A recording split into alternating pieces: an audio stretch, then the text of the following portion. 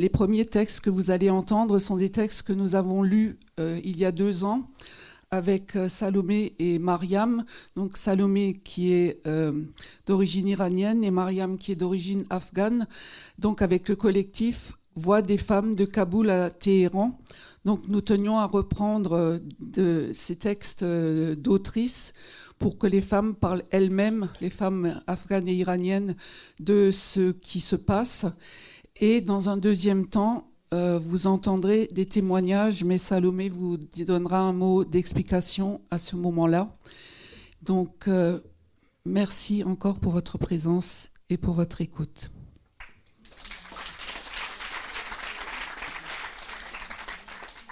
Bonjour à tous et toutes.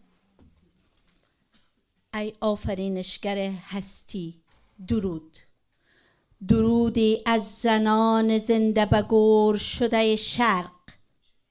این نامه را به تو می نویسم و قبل عصیان از تو پاسخ می خواهم، اما این بار با آواز زنانه، همان صدای ظریف و با لطافت و عشق و مهر خداگونه. پاسخ بده و گریه بسته را از زندگی زنان بگشای. آه créateur, acceptez mes salutations, une salutation de la part des femmes anti-revivantes de l'Orient. Je t'écris cette lettre et je te demande une réponse avant que je me révolte.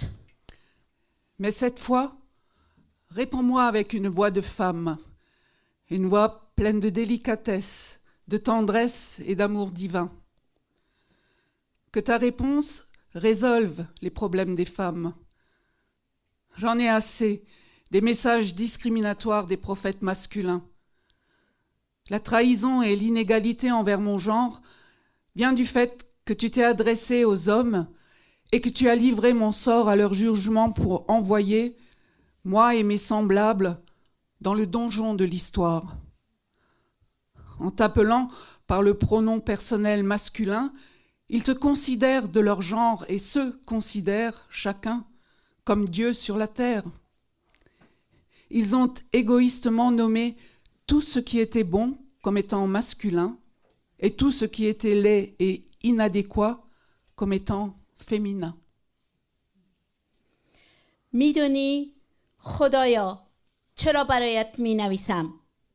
از تو شکوه دارم. عدالتت کجاست؟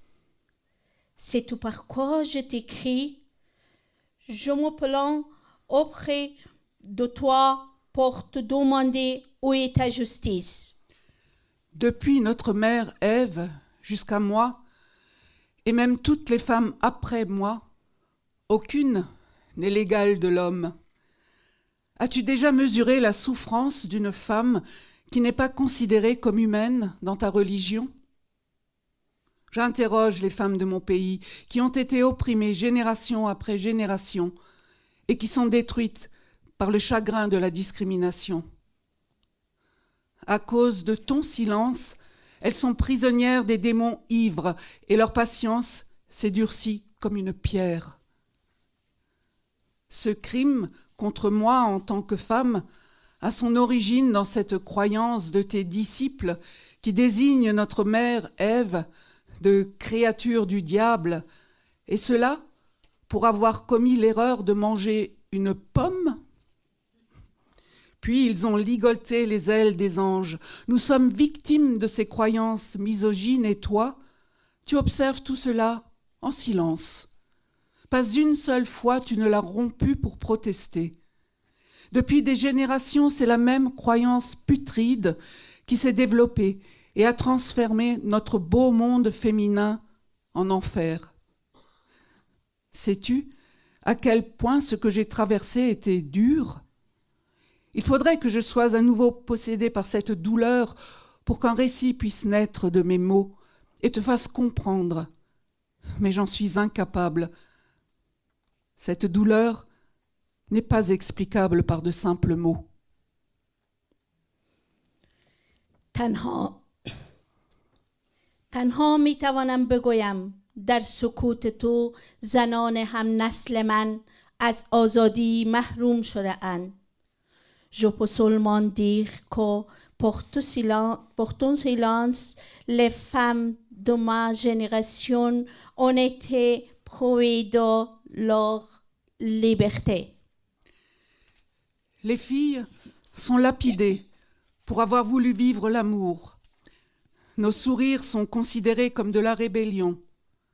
Tes disciples viennent renifler dans nos bouches pour vérifier qu'elles ne sentent pas l'alcool. Ils déchirent nos cœurs pour que le bonheur et la joie n'y pénètrent pas. Notre genre est considéré comme esclave sexuel, objet créé pour satisfaire le désir des hommes plutôt qu'un être humain respectable et doté du libre arbitre. Les filles sont des marchandises. En ton nom, des hommes en colère brûlent des femmes sur les routes et toi, tu regardes. Où sont la justice et l'égalité? Ce qui arrive à nos filles aujourd'hui est le crime impardonnable de l'histoire. Je m'effondre en écrivant cela, et l'humanité aussi en le lisant. Mais tes disciples n'ont ni honte, ni cœur. Vois-tu du ciel que les filles d'Ève sont en captivité au nom de ta religion? On a ignoré les ailes des anges innocents, on a ligoté les ailes des anges innocents qui volent désespérément dans leur cage pour respirer la liberté. بدان که اگر سکوتت را نشکنی عصیان خواهم کرد. عصیان برای آزادی. بت‌های رنگین تو را می شکنم. نگین آزادی را بر تارک تاج انسان‌های زمین درخشان می سازم. باور دارم این انقلاب از میان مظلوم ترین و فراموش شده ترین زنان جهان شعله‌ور می شود. ممکن من زنده نباشم، اما این خطوط شهادت می دهد که امید بر حسرت چیره می شود. نور بر تاریکی پیروز خواهد شد. سپیده دم خوشبختی از شرق طلوع می کند. روشنی دیوهای مست را می بلعند و دختران من چادرهای سیاهشان را به دست باد سپرده و موهای طلاییشان را به آفتاب. زنانگی را ترانه می سازند و آزادی را سرود جاودانه زندگی. Et toi, enfermé dans ton vœu de silence, tu ne peux pas parler aux femmes. Mais sache que si tu ne le romps pas, nous nous rebellerons. Rébellion pour la liberté. Nous briserons tes idoles colorées, nous ferons briller le joyau de la liberté sur la couronne de l'humanité.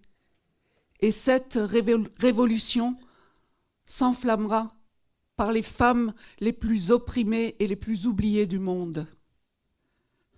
Je ne serai peut-être plus en vie, mais l'espoir l'emportera sur le regret, et la lumière vaincra les ténèbres. L'aube du bonheur se lèvera de l'est, la lumière avalera les démons ivres, et mes filles donneront leur voile noir au vent et laisseront leurs cheveux dorés au soleil. Elles feront de la féminité une chanson et de la liberté l'hymne éternel de la vie.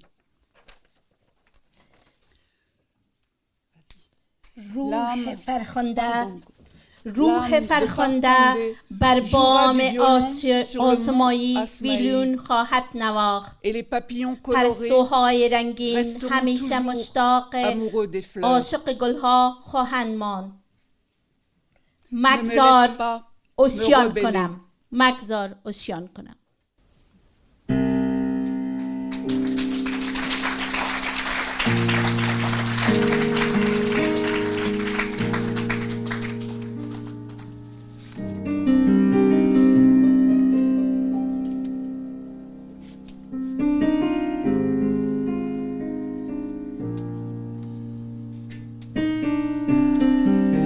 ساعت 5 عصر. Attends la fin de la musique. Attends la fin de la musique.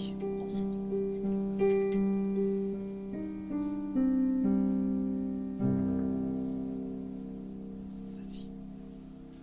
ساعت 5 عصر.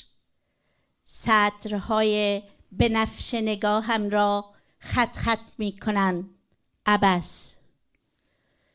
واژه هایم را هجا هجا می شکنند تا مصرعی از عشق نخوانم.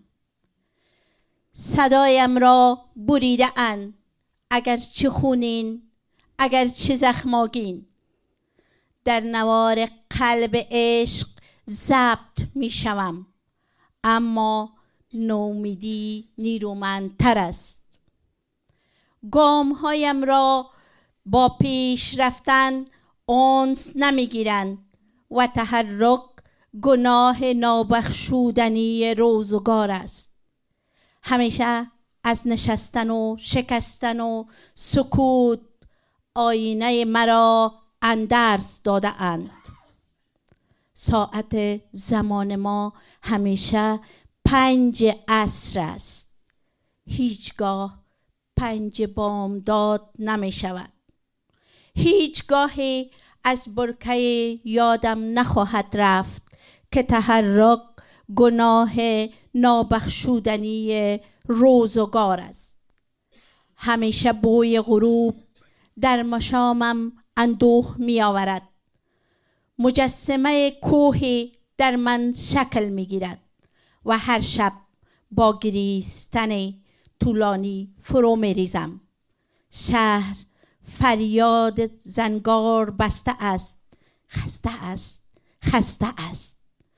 کلکین خانه ما آژنگین کلام است، با دیوار در میان میگذارد بیداری را که به آن نرسیده است. این بار باران در گرداگرد باد میوزد و دستان درختان را بی هیچ سنجشی به زمین پرتاب می کند. نای نای نای تنهایی باید نواخت. مرسی.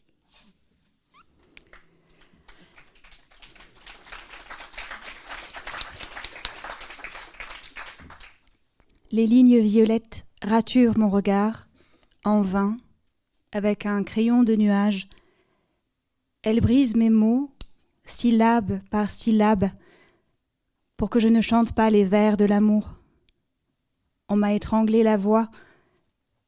Même en sang, même blessé, je reste gravé sur l'électrocardiogramme de l'amour. Mais le désespoir est plus fort, mes pas n'ont pas appris à passer. Le mouvement est le péché impardonnable de l'époque. Depuis toujours, on a appris à mon miroir à se figer, à se briser, à se taire. L'horloge de notre temps est arrêtée sur 5 heures de l'après-midi. Jamais elle n'atteint 5 heures du matin. Jamais ne disparaîtra de l'étang de ma mémoire que le mouvement et le péché impardonnable de l'époque. Depuis toujours, l'odeur du coucher du soleil remplit mes narines de chagrin. Peu à peu, une montagne se sculpte en moi. Chaque nuit, je me brise en un long sanglot. La ville est un cri rouillé, fatigué. La parole fissure les murs de paille de notre maison. Elle confie au mur l'éveil qu'elle n'a pas atteint. Cette fois, c'est la pluie qui tourne autour du vent et jette à terre les mains des arbres, sans aucun discernement. La flûte. Il faut jouer la flûte de la solitude.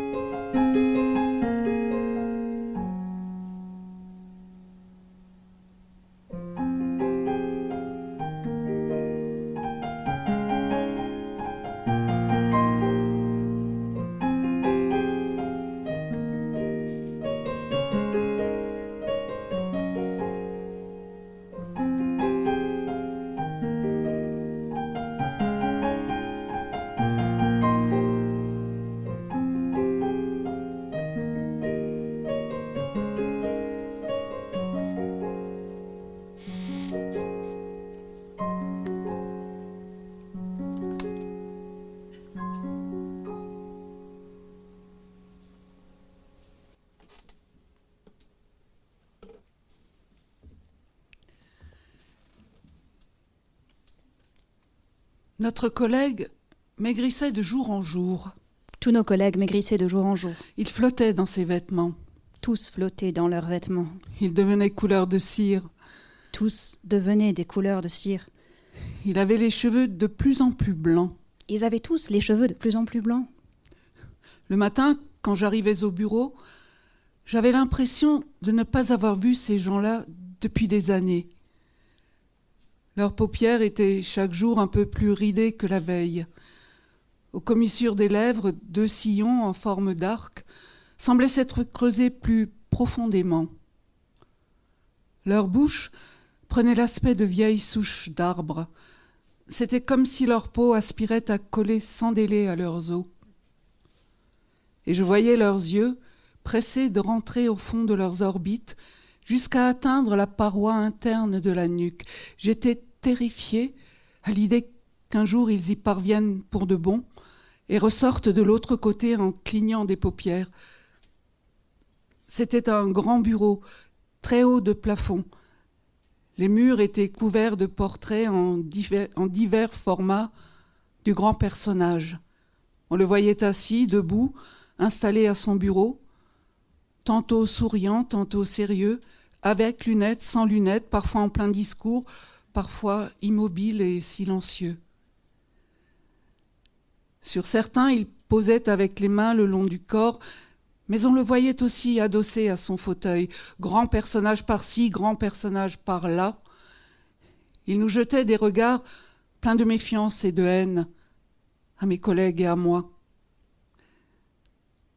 Ces portraits nous terrorisaient, et nous faisions tout pour éviter que nos regards ne croisent celui du grand personnage.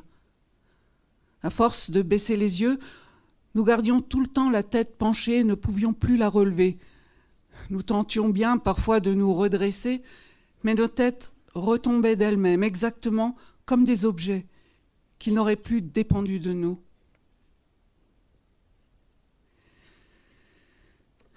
Dans le bureau régnait un silence angoissant. Pas un mot, comme si la ville avait livré à notre service son propre silence et sa propre angoisse. Mais à part cela, qu'aurait-elle pu nous livrer ?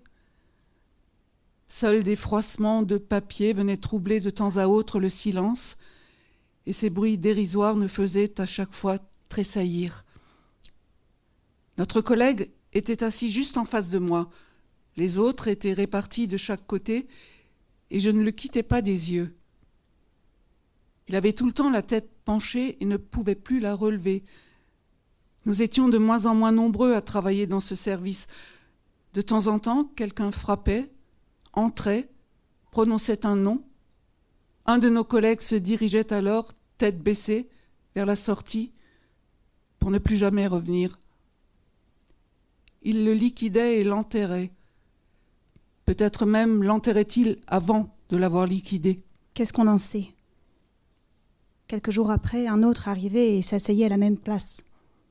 Bientôt, le nouveau venu commençait lui aussi à maigrir, à pâlir, ses cheveux blanchissaient, ses paupières se ridaient, 2 sillons en forme d'arc se creusaient aux commissures de ses lèvres, sa bouche prenait l'aspect d'une vieille souche, sa peau collait à ses os et ses yeux rentraient irrévocablement et sans délai dans leurs orbites jusqu'à atteindre la paroi interne de la nuque. Un jour, il se mettait à avoir peur des portraits, baissait la tête et restait définitivement courbé. Il était devenu, comment dirais-je, notre collègue à part entière. Les heures, les minutes passaient avec lenteur. Un jour, j'ai apporté un livre au bureau, un de ceux que je connaissais par cœur à force de les relire. Je me suis assise à ma place, j'ai sorti lentement le volume de ma poche et je m'apprêtais à le feuilleter quand, tout à coup, notre collègue a sursauté. Sans me quitter des yeux, il a montré discrètement le mur de son doigt desséché, le mur ou les portraits. En regardant les portraits du grand personnage avec leur regard haineux, j'ai eu l'impression qu'ils voulaient s'échapper de leur cadre pour se ruer sur moi. Mais les cadres les retenaient. J'ai ressenti de la sympathie pour eux, de la reconnaissance. J'ai remis lentement, discrètement le livre dans ma poche et je me suis dit, toute fière, que je venais de dérober quelque chose au grand personnage. Notre collègue m'a fait un signe de la tête. Ça m'a décontenancée. Ma main s'est mise à trembler, je l'ai posée sur la bosse qui saillait de ma poche pour la dissimuler au regard des portraits. Je les sentais pleins de haine. Je voyais bien qu'ils essayaient de s'échapper de leur cadre pour se ruer sur mon livre. Le temps passait avec lenteur. Le froissement du papier résonnait avec un écho terrifiant. J'ai regardé ma montre. Chaque instant durait autant qu'un siècle. On aurait dit que le temps s'était révolté et refusait désormais de s'écouler. Je me suis demandé ce qui se passerait si cela devait nous arriver réellement. Mes collègues et moi, nous resterions assis à nos bureaux, tête baissée, pour des siècles et des siècles, à pourrir lentement sous les yeux du grand personnage. Je tremblais si fort que j'ai dû me lever. Cachant d'une main la bosse que formait le livre dans ma poche, de l'autre agrippant mon sac, j'ai pris mes jambes à mon cou et j'ai couru dans les couloirs sombres et étroits, aux murs couverts du grand personnage. Je me suis retrouvée dehors. Sur les murs de la ville, il y avait des portraits identiques, mais cette fois de taille gigantesque. Ça et là, quelques passants traînaient leurs corps minuscules sous les portraits géants, créatures pitoyables, déjà bien en peine de supporter leur propre poids. J'ai longé des habitations sans vie. Les occupants avaient effacé leurs noms sur les portes, laissant ainsi autant d'espaces vides et inquiétants. Je savais que c'était la peur qui les y avait contraints. Beaucoup de magasins avaient le rideau tiré. Il me semblait que d'invisibles paires de mains les empêchaient de rouvrir. Et les commerçants, liquidés ? Enterrés sans même avoir été liquidés, comme tous nos collègues. La ville est vide et silencieuse. Et ce vide, ce silence, inspire la terreur. Et les portraits aussi inspirent la terreur autour d'eux, dans cette ville qu'ils retiennent prisonnière. J'entends alors derrière moi une voix étouffée. Je me retourne, c'est mon collègue. Il jette un regard méfiant autour de lui et s'approche. Tendant une main crochue comme une serre, il happe prestement le livre de ma poche et le dissimule en un clin d'œil sous sa veste trop large. Encore un regard furtif autour de lui, il marmonne entre ses dents. « Allez m'attendre au bord de la rivière. » Et disparaît. Je la connais bien, cette rivière. Elle traverse la ville de part en part et, comme une flèche, la divise en 2 demi-cercles. À chaque fois que je la longe, elle me fait pitié. Elle se traîne et languit à longueur d'année après cette eau qui lui fait tant défaut. Le peu de courant qui lui reste charrie les ordures de la ville. Elle a tellement honte de son propre lit qu'elle en répand l'odeur tout au long de ses rives. Au bord de la rivière, j'ai toujours envie de me boucher le nez. Mais je sais qu'elle a honte, je ne lui en veux pas et je m'abstiens. Mes poumons s'emplissent alors de sa puanteur et je me sens pourrir, moi aussi. Parvenu sur la berge, je m'appuie au parapet et commence à attendre dans l'atmosphère putride. Je regarde ma montre, mon collègue n'arrive pas. Portant la main à ma poche, je tâte la place vide laissée par le livre. Mon cœur se serre. J'aperçois enfin mon collègue au loin. Il marche lentement, s'arrête à intervalles réguliers, regarde bien autour de lui. Il s'approche encore, s'arrête près de moi, puis brusquement il tire mon livre de sa veste et le jette à la rivière. Je bondis. « Qu'est-ce qui vous prend ?» Il ne dit rien. Mon livre dégringole vers les ordures. Il ne va pas tarder à les atteindre. On dirait qu'il me lance des appels de détresse, mais je suis incapable de l'aider. Appuyé au parapet, je lève les yeux et les montagnes qui cernent la ville de l'autre côté de la rivière s'imposent à mon regard. Elles sont immenses. Je n'aime pas ces montagnes. Quand j'étais petite, j'étais persuadée qu'elles me volaient le soleil. Et là, en les regardant, je retrouve l'enfant que j'étais, qui avait peur dans le noir et redoutait la nuit. J'ai envie de me confier à mon collègue, mais il pose son doigt sur ses lèvres et me fait signe de m'éloigner du parapet. Je lui obéis. Il s'approche ensuite et me dit au creux de l'oreille : « Méfiez-vous des murs, même des parapets. » Il garde la tête baissée. Il est incapable de la tenir droite. Dans les murs, il y a des petites bêtes et elles ont des oreilles. Enfin, je veux dire, les murs ont des oreilles. Oui, les murs ont des oreilles, les murs nous écoutent. Il montre les murs du doigt. Ils sont couverts de portraits. Et je me rends compte que les portraits sont bordés d'un rouge aussi cru que du sang frais. Vous avez d'autres livres ? Plutôt que de répondre à sa question, je lui demande pourquoi il a jeté mon livre à la rivière. Vous avez d'autres livres ? Oui. Où sont-ils ? Chez moi. À quel endroit ? Dans ma bibliothèque. Et les voisins ne les voient pas ? Je n'en sais rien. Vous connaissez un endroit où on pourrait se parler ? Non. Dans cette grande ville, dans ce vaste pays, dans ce monde immense, il n'y a pas un seul endroit où deux personnes peuvent s'asseoir et causer. Pas un seul. Ce monde est immense, mais par endroits tellement étriqués que la vie en devient impossible. Sa voix et la mienne me semblent n'en faire plus qu'une. N'est-ce pas moi qui, en réalité, parle par sa bouche ? Cette idée me fait plaisir. Pourquoi est-ce que vous avez jeté mon livre à la rivière ? Vous savez, cela fait des années que j'ai oublié ma langue dans un coin de ma bouche. Des années. Et c'est très bien ainsi. Vous devriez faire la même chose. Cela vaudrait mieux pour vous. Ma langue, depuis bien longtemps, n'est plus qu'un morceau de muscle, un simple muscle qui accomplit toujours les mêmes mouvements et a oublié tous les autres. Parfois, j'en viens à penser que je n'ai même plus besoin d'elle, qu'elle ne sert plus à rien. J'aurais pu vivre tranquillement sans elle, bien tranquillement, mais pour mes livres, j'étais prêt à tout. Vous avez des livres, vous aussi ? Dis, tu pourras me prêter des livres ? Eh bien, justement, ce que je voulais dire, c'est que j'ai enterré mes livres il y a très longtemps. Tu as enterré tes livres ? Qu'est-ce que ça veut dire ? Oui, je les ai enterrés. Mes livres, ce sont mes enfants.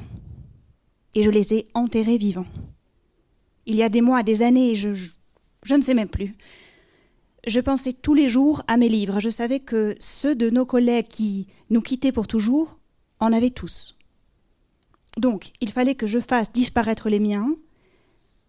J'ai décidé un jour de les enterrer en secret. Un soir, à minuit, je me suis levée. Il faisait un noir d'encre. On n'entendait rien. Et je me suis mis à creuser. J'en suis venue à bout en quelques nuits. Je devais creuser sans faire de bruit et le matin, bien verrouillée avant de partir au bureau. Quand la fosse m'a paru assez profonde, j'ai sorti mes livres de la bibliothèque et je les ai descendus dedans. J'ai remis de la terre par-dessus et après avoir acheté un sac de ciment, j'ai reconstitué le sol de la chambre. Enfin, j'ai redisposé les tapis. Dans la bibliothèque, l'emplacement laissé par les livres, j'ai rangé la pioche la pelle et les autres outils. C'était étrange. Je me suis retrouvée tout à coup incroyablement seule et j'ai senti que cette solitude allait être insupportable. La bibliothèque me lançait des regards de reproche. J'étais complètement seule. Il n'y avait plus personne chez moi. Non seulement j'étais seule à la maison, mais j'étais aussi seule au monde. C'était horrible. C'est au cours de ces nuits-là que j'ai poussé mon lit à l'endroit que j'avais rebouché, de façon à dormir sur mes livres. Nuit et jour, la même obsession me tenaillait. J'étais persuadée qu'ils me parlaient. J'entendais leur voix. Ils essayaient de me réconforter et de me donner du courage. Mais depuis, quand je sors de la maison et que mes yeux aperçoivent les portraits sur les murs, j'oublie tout ce que mes livres ont pu me dire. Mon courage s'envole et la peur me gagne. J'ai l'impression que les portraits sortent de leur cadre et se ruent sur moi. Alors je deviens tout pâle. Je sens blanchir mes cheveux. Je sens blanchir la pointe de chacun d'eux. Ce blanc remonte lentement avec un grincement atroce. Je sens mes paupières se rider. Je sens s'incruster 2 arcs au coin de mes lèvres et je les entends s'enfoncer dans ma chair. Ma peau s'est collée à mes os. Mes yeux s'enfoncent de plus en plus comme s'ils avaient envie de toucher la nuque. Mon cou se tasse de plus en plus et ma tête tombe en avant. Mon cou ne sait plus tenir droit. Pendant tout le temps où mon collègue a parlé, j'ai pu constater qu'il ressemblait de façon troublante à mes autres collègues. Le lendemain, je retourne au bureau, les portraits n'ont pas bougé. Terrorisée, je m'assieds à ma place. Cette fois, je n'ai pas apporté de livre. Mes collègues, silencieux et impassibles, ressemblent à des fantômes. Ils entrent, vont s'asseoir et penchent lentement leur tête en avant. La chaise de mon collègue, elle, demeure vide. Il n'arrive toujours pas. Nous restons ainsi, les yeux rivés sur cette chaise vide. Mes collègues ont encore maigri et flottent un peu plus dans leurs vêtements. Ils ont pâli, leurs cheveux ont blanchi. Aux commissures de leurs lèvres, 2 arcs profonds se sont incrustés et leurs bouches se sont métamorphosées en vieilles souches d'arbres. Tout le monde se tait. Sur les murs qui nous entourent, le grand personnage trône toujours, bien à sa place dans son propre portrait, et nous tient à la merci de ses yeux pleins de méfiance et de haine. Le temps passe, lent, cruel, terrifiant, comme s'il était le complice des portraits. Moi, je n'arrête pas de penser à mon collègue et à ses livres. Quand vient l'heure de la sortie, nous nous séparons sans un mot et chacun va de son côté. Je me rends directement à l'adresse de mon collègue. J'entre, traverse la cour et pénètre dans le vestibule de la maison. Tout est grand ouvert et toutes les pièces sont vides. La chambre ressemble à une caverne. Il y a un grand trou dans le sol et une poussière imprégnée d'odeur de papier brûlé flotte dans l'air. Je sors en suivant la fumée et parviens à un tas de papier en feu. Je n'en crois pas mes yeux. Les jambes tremblantes, je m'assieds par terre. Les livres de mon collègue sont en train de se consumer. Mon sang se glace. J'ai l'impression qu'il s'est arrêté de circuler et mes jambes se figent. J'essaie de me lever, mais je n'y arrive pas. L'odeur de papier brûlé m'a paralysée. Je ne sais pas combien de temps je suis restée devant ce tas de livres en feu, mais pendant tout ce temps, j'ai senti mes cheveux blanchir, de la pointe à la racine, vers laquelle, avec un grincement atroce, j'entendais monter lentement cette blancheur. À l'heure où je vous parle, j'ai toujours la tête pleine de cette odeur de papier brûlé et j'écoute avec horreur mes cheveux qui blanchissent.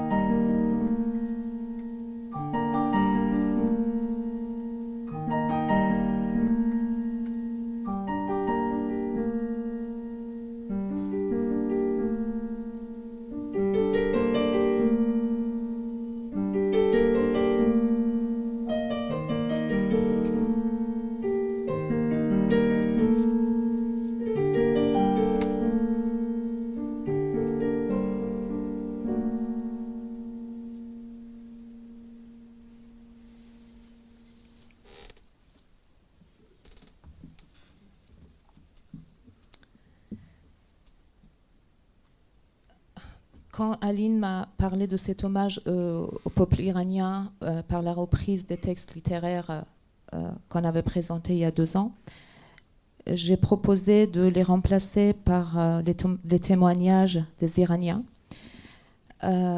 qui ont vécu les événements atroces ces derniers jours. Les textes que vous allez entendre sont les premiers mots sortis d'un silence morbide après 15 jours de coupure d'Internet. Ils n'ont certes pas la qualité des textes littéraires, mais peut-être ils sont de quelque sorte la poésie de la terreur.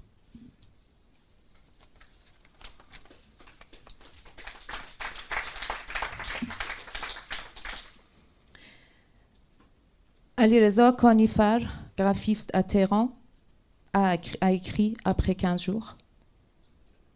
Je ne suis pas mort, mais je ne suis plus vivant non plus.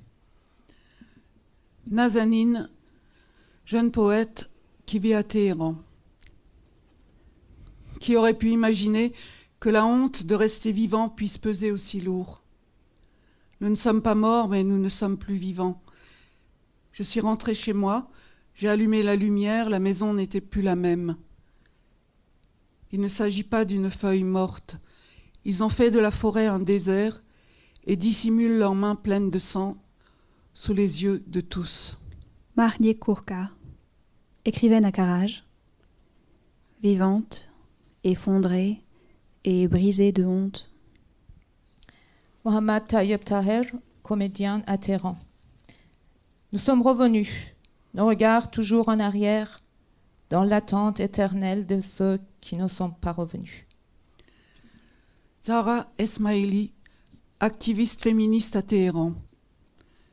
Nous ne sommes pas des peuples extraordinaires. Nous ne sommes pas des faiseurs d'épopées prêts à mourir. Nous ne l'avons jamais voulu et nous ne le voulons pas. S'il vous plaît, cessez de fabriquer des héros à tout bout de champ. Si exposer des corps jeunes, désarmés et sans défense face aux balles des meurtriers s'appelle héroïsme, alors nous ne mettrons pas gratuitement sur le marché cette marchandise faite de sang et d'ordures pour votre divertissement et votre spectacle. Allez commander vos héros sur d'autres marchés. Qu'est-ce que ça veut dire? Qu'est-ce que ça veut dire? Ils tueront jusqu'à ce qu'ils cèdent. Alors, ceux qui ont été tués, quoi? On met leur corps ensanglanté dans des sacs noirs et c'est fini? Et maintenant, les autres doivent venir se placer devant les balles? Savez-vous ce que signifie un massacre de masse? Et vous contentez-vous de liker des photos et des nouvelles? Hadi Momeni, chercheur en études d'art à Téhéran, a posté ces 2 poèmes. La nuit tombe encore sur la neige. Partout il fait sombre, sombre et sombre encore. La noirceur m'a fait oublier qu'il existe d'autres couleurs.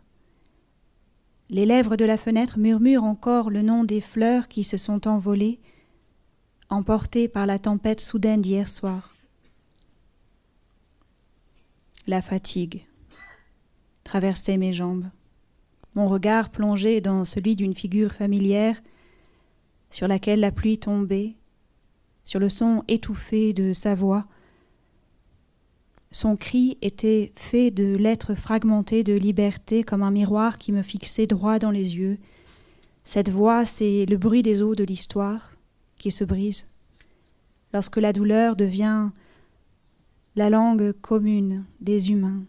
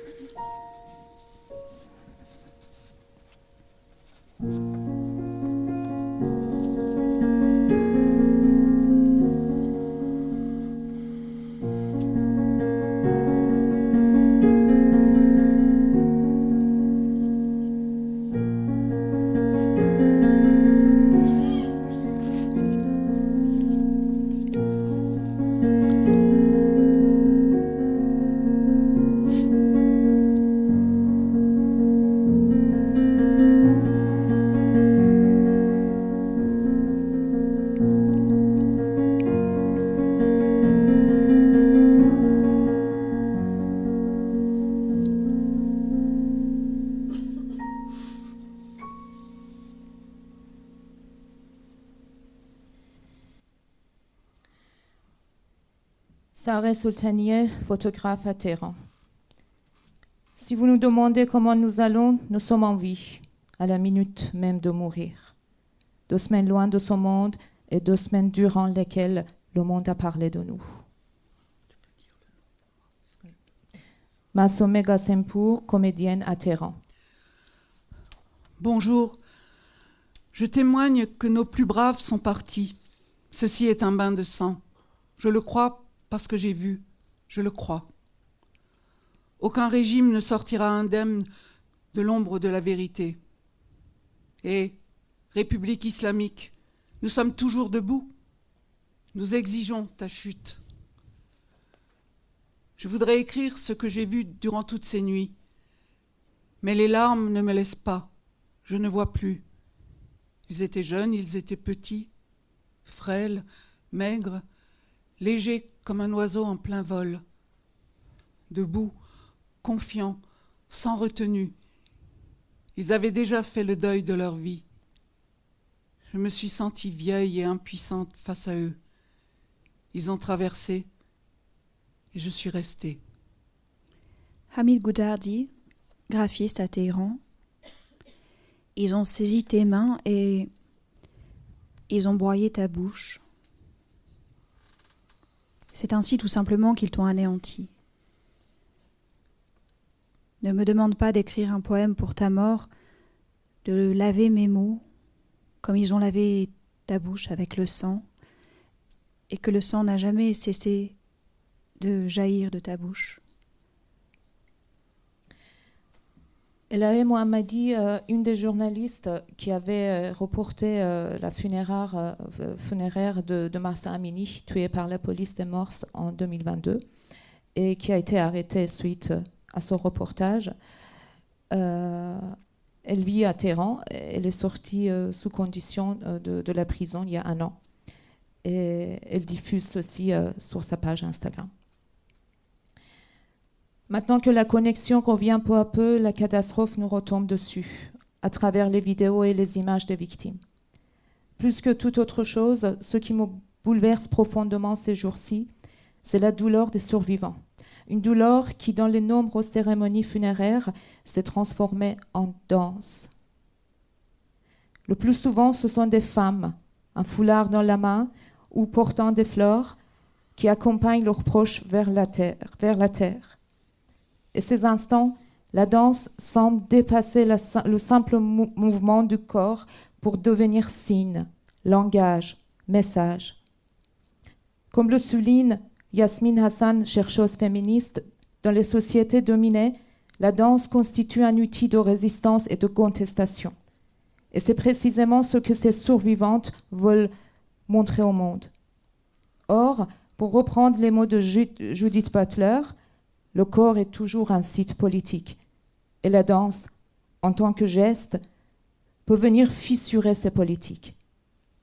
Un espace où les femmes, face à la perte et à la tragédie, peuvent donner à leur corps d'autres formes de présence, d'expression, d'existence. Quelle grandeur!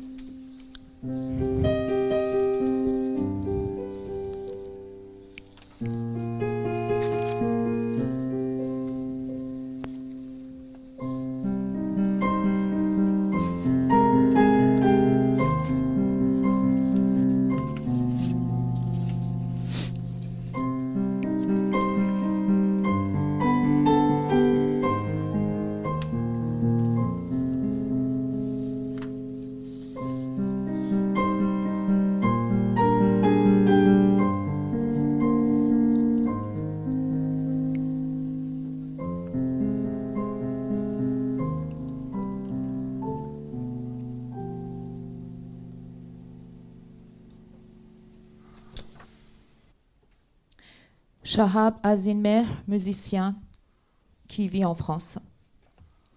Raconte le récit d'un proche.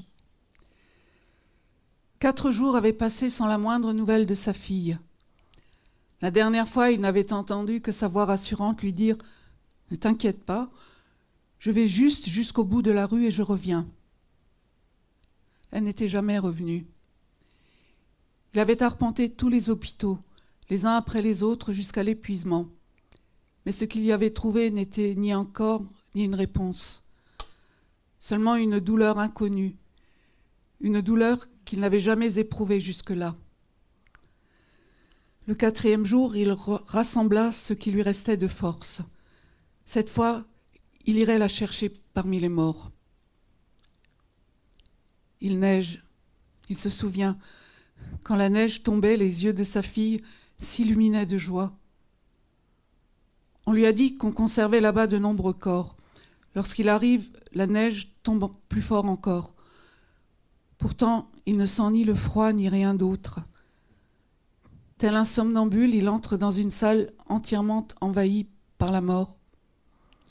Il prononce le prénom de sa fille. Un agent indifférent lui tend une feuille à remplir, puis on lui dit qu'il devra ouvrir lui-même les housses, une à une, et chercher. Il ne ressent rien.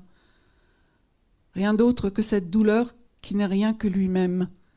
Et dans sa tête, une voix répète sans cesse « Cette terre maudite ». Il ouvre les housses une par une.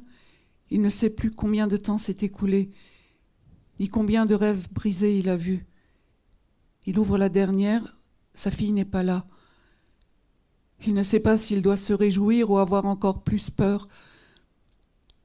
Ses yeux éteints, il lui semble qu'ils le regardent tous.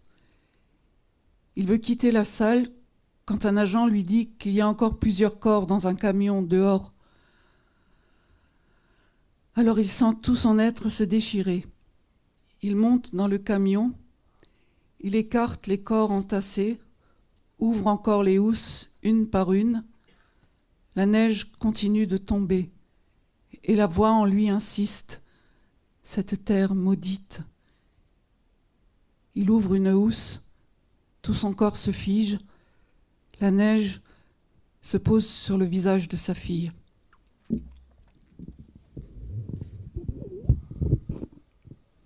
Bahare Bacharati, avocate, activiste, militante féministe et poète, mère d'un petit garçon de 4 ans, a posté ceci. Je connais des personnes pour qui c'était la toute première fois qu'elles descendaient dans la rue. Comment peut-on avoir peur des rues d'avant et pas de celle-ci? Une désensibilisation fabriquée? Si les gens n'avaient pas pris leurs enfants par la main pour sortir, j'aurais pu comprendre. Mais avec un enfant, ce n'est pas possible. Avec un enfant, on ne peut même pas penser à sa propre mort et se calmer un instant. Alors encore moins prendre la main de son enfant pour l'emmener à l'abattoir. Qu'est-ce qui a fait que cette fois-ci, avant même la répression la plus brutale et la plus violente, les gens ont trouvé la rue sûre? Je pense que je passe tous les jours suivants à me poser cette question. Mais maintenant, je me demande comment faire le deuil. Car ce deuil n'est pas comme les précédents. Comment pleurer tous ces morts pour que cette différence se voie? Comment faire pour que l'on comprenne clairement ce qui s'est passé? C'est nécessaire, mais je ne veux pas faire le deuil comme avant. Je ne veux pas être triste, désespérée, abattue et laisser s'installer en moi la peur et la peine qu'on a voulu m'injecter. Lors de la révolte 2019, un jeune milicien du régime avait écrit que s'ils partaient, ils laisseraient derrière eux une terre brûlée. Et c'est avec cette menace que la répression s'est mise en route. Nous sommes devenus la Syrie, fragmentés. Un territoire peuplé de millions d'habitants assoiffés de sang, les uns des autres. Une terre qui appartient à la fois à celui qui a tué et celui qui a perdu les siens. Une terre qui ne redeviendra pas unie autrement que par un massacre. Et comment dire aux endeuillés « pardonnez » ? Mais je sais une chose. Je ne veux pas pleurer sur ce crime. Je ne crie pas le nom des morts, Je ne fiche pas leur visage en souvenir, mais je témoigne de ce qui s'est passé sous nos yeux. Je l'ai vu sur les pavés de la rue et je témoigne que leur sang était chaud et vivant. Pour ce massacre, il faut inventer une autre forme de deuil. Aller voir un père à qui l'on a tué 3 fils et lui dire « Je partage ta colère. J'espère que ta patience sera plus grande que ta rage. Je sais que tu es brisé. Je ne sais pas comment la patience peut dépasser la colère, mais donne-moi ta main et cherchons ensemble le chemin. » Allez lui dire que moi non plus, je n'ai plus de sommeil, que mes paupières ne se ferment plus, que ma bouche est restée ouverte et que le cri s'est étouffé dans ma gorge. Et arriver à penser que faire pour qu'on n'ajoute plus ne serait-ce qu'un mort à cette liste? Réfléchir à la manière de nous sauver de cette violence nue qui vient à peine de montrer ses dents et qui est là, prête à mordre. Nous devons tenir. Nous devons arracher notre vie aux griffes d'une violence qui est en train de devenir notre destin et chercher comment détourner le chemin qui mène au gouffre de la mort afin de le ramener vers la vie. Car nous avons encore les plus beaux des enfants.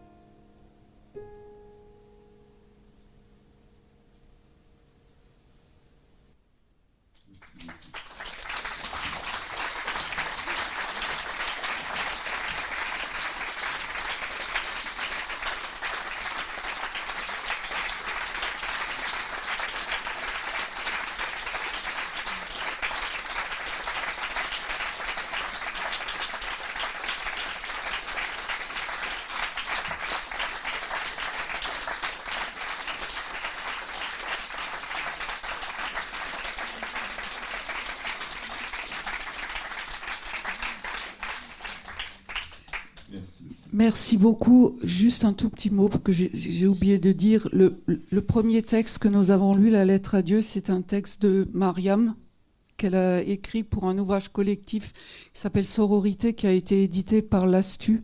Donc, si vous voulez découvrir ce texte, vous pouvez le trouver. Les deux textes suivants, voilà. Donc, les deux textes suivants, si tu peux juste le dire, Salomé, le poème et ces murs qui ont des oreilles. Le poème.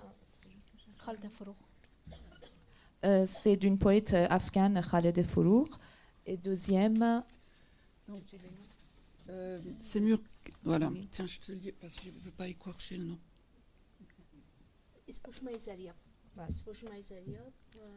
C'est une écrivaine afghane aussi qui vit à Paris. Et je voudrais remercier Hélène qui hier soir jouait je ne sais pas où, qui descend du train en fait, et Laura aussi qui vraiment très spontanément aussi accepté de nous rejoindre, et puis vous tous et toutes, et Salomé bien sûr, et Mariam, et puis... Et merci à Aline Martin qui a permis que ça se passe aujourd'hui.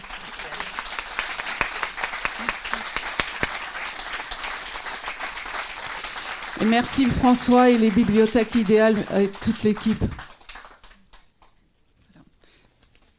Et à bientôt.